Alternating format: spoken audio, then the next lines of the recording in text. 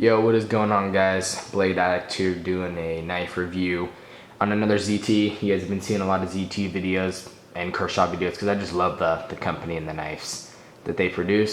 So yeah, there's another 0600. Love this knife. It is amazing. I paid $450 for it. I traded a paramilitary that was brand new, so I took the cost of that, which is around $110, and I paid $340. So in all, I basically paid $450. I think it was worth it. They retailed for $400, and these are discontinued, and this was brand new in the box. So I basically paid $50 more for a sought-after knife that's been discontinued. I think that's a good deal. If you can find them for around that, maybe even $500 is pushing it. But I recommend it. It's so awesome. You're getting basically a Q36 RJ Martin custom in a cheaper package, something that you're not going to be afraid to carry. Of course, RJ Martin's knife's a lot better than this one, but I think this is the closest you can get for the money.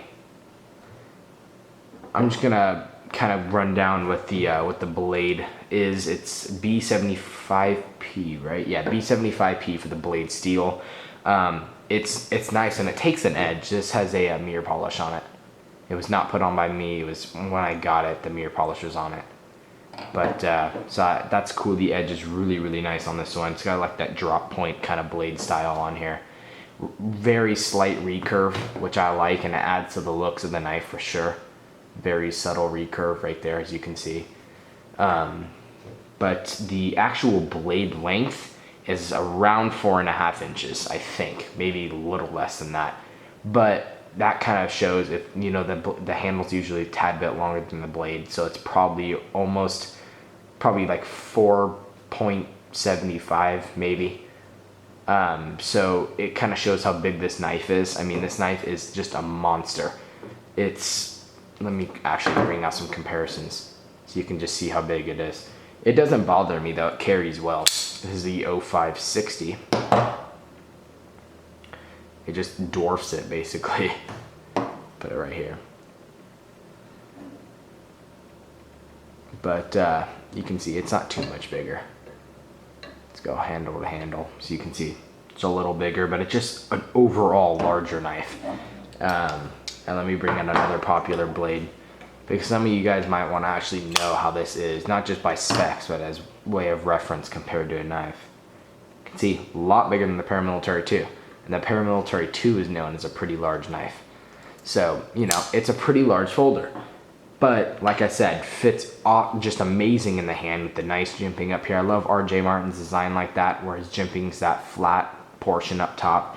He does that in all of his knives and a lot of his collaborations. Like that's obviously that's one.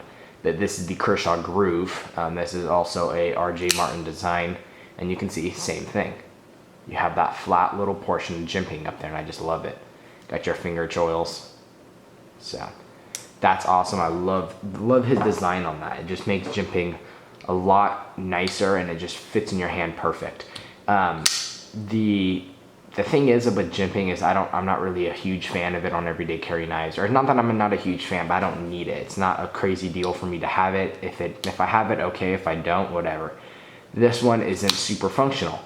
It's there, but it's better than not having it, but it's not super sharp like other knives that I have. So, you know, it's whatever. If you're a fan of jimping, that's kind of a hit for you. If you're not, well then, you know, it's pretty good.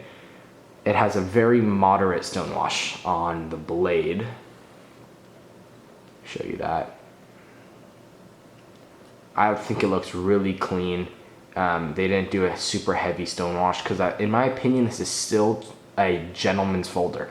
Yes, it's large, and gentleman folders are usually a lot smaller, but I still think they were trying to portray a gentleman-like folder, but a bigger sized one, because there's really no big gentleman folders that production knife companies come out with that look this good. It flips amazing. RJ Martin is probably just the king of flippers, or one of them in the custom knife world, and it seems like even in his collaborations, even though he's not making the knife, they still all flip great. This is obviously one amazing example. Very smooth, flips amazing. This one flips best with the light switch, but you can still do push button. Very smooth. Let me show you again. I'm gonna pull the same one out. Kershaw Groove. This one runs on washers. I think it's just Teflon, not even bronze. Oh no, they're bronze phosphorus. This one runs on KVT, but you can still see this one is amazingly smooth. This has also been discontinued, but every knife he designs flips good. It just, he knows how to make an awesome flipper. It's basically my dream to own a real Q36 as well, but this is probably the closest I'm gonna get for a while. So flipping action is just amazing with the Kershaw Velocity technology. Super thick blade stock as well. You can see that, really, really thick. Thicker than every knife I own, aside from fixed blades, of course. But for a folding knife, that is very thick stock and kind of thick behind the edge, and you can feel it when you move your fingers down the blade, pretty thick behind the edge. So it's not going to be an amazing slicer, but it's not really a knife that you're supposed to take to work every day and be an amazing slicer. But you definitely can, and I'm not saying this knife wasn't made for that, but this is more of a higher end knife. If you want a perfect slicer, stuff like that, you know, something like a Hinder, his knives are thin behind the edge. What's some other ones that are thin behind the edge? Like a Paramilitary 2 would be better for just slicing overall. Very, very thin behind the edge, and it's got a full flat ground blade that is going to perform better than the 0600 will. So that's my opinion on that blade, how it's kind of thick behind the edge. Some people were complaining about it, but for me, it's not that really big of a deal. You can see this is an RJ Martin's design, which I already said like 7 times, but I have a feeling it's going to be one of the things that I repeat a bunch during this video when I don't know what else to say. You got the 0600 model number. This is serial number 478. I don't really know how many of these were made, but I'm guessing maybe under 1,000. You got this blade steel labeled right here. And this is obviously USA produced. While we're here, I'll show you the 3D machining and oh yeah, also this amazing pocket clip, which I think I might have already touched on. You can see this thing is just beautiful. This is also titanium, 3D sculpted. You really don't see that on a production knife too often. Blade centering's perfect. You got a lock steel insert, steel lock bar insert, so it's going to prevent wear on your lock bar, and that's always great. Extend that life of your lock bar. Moving on back here, you have a titanium backspacer. It seems like it just keeps getting better and better with this knife. You do not see a nice titanium clip like this. Looks like a custom knife clip. You do not usually see a full titanium backspacer on a production knife. And they do it so well. Their fit and finish is just perfect. Very, very flush back here. Their carbon fiber scale as well, super flush. No, I don't know how you would say it, but gaps, I guess, with the titanium and the carbon fiber fitment. It just has custom knife qualities. And I've held a lot of custom knives, and they all kind of have the same kind of quality feel in hand, this high-end feel. And I really think that they achieved this well. And this actually was the Blade Show Collaboration of the Year, I think, for 2012. So, I mean, that also says something. But, yeah, amazing knife. If you're watching this video, you're probably thinking about getting one, or it was a grail of yours. Trust me, this knife I've wanted for years. This is always like one of my grail blades. Finally was able to pick one up, and same thoughts I won before I even had it, but you do not know how amazing it is until you get it in the hand. You have a little choil right here. Excuse me. Ooh, almost cut myself. You got a choil right here. But the thing is on some choils, let me see if I have any around here. Maybe like, no. Let's see with some of the blades I have around the table. None that I see, but some choils by production knife companies, they make them and they're basically pointless. They have them, but if you put your finger here, you're gonna get sliced. But they put thought behind even the simplest thing like a choil, and they made it where it's not something aggressive like a XM18. This choil is made perfectly for your finger and you're not gonna get cut. But it's still made where you can put your finger in here and not get sliced. It is still kind of sketchy because you can see your fingers just almost touching that blade. So it is kind of scary to have your finger there, but still they put thought behind not having that thing cutting you when you put your finger on there.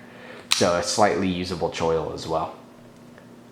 They also produce this in a black blade, but those are kind of more rare. But in my opinion, I like the stone-washed blade better anyways. Complements the titanium a lot more. Lockup is around 40%, so still great lockup on an older knife that has been flicked probably thousands of times. I flipped this thing so much. And then, you know, there's a previous owner and you know how much he flipped it because it's just so smooth and fun. Very, very smooth. It closes by itself. So, yeah, overall, one of my favorite pieces in my collection. It is right alongside as how much I love it with my XM18 Anodized Blue Blade HQ Limited Edition. Right alongside of how much I love these, how much I love this one. But I definitely recommend if you have the chance to pick one of these up, and it's around $550 maybe even, that's really pushing it, but I seriously think it's worth it. This knife is so amazing, and I definitely recommend it. So please comment, rate, subscribe, any questions like that, and I'll get back to them pretty quickly. Also, one more thing before I forget, blade play of none, no side to side, no up and down. I feel like that's stuff that I don't really have to say with ZT because they kind of have that reputation for awesome products, but you know, just to let you guys know. But yeah, so now I'm seriously done with this video. So comment, rate, subscribe, all that good stuff. Any questions, leave them down below and I'll get back to you. So yeah guys, thanks for watching and take it easy.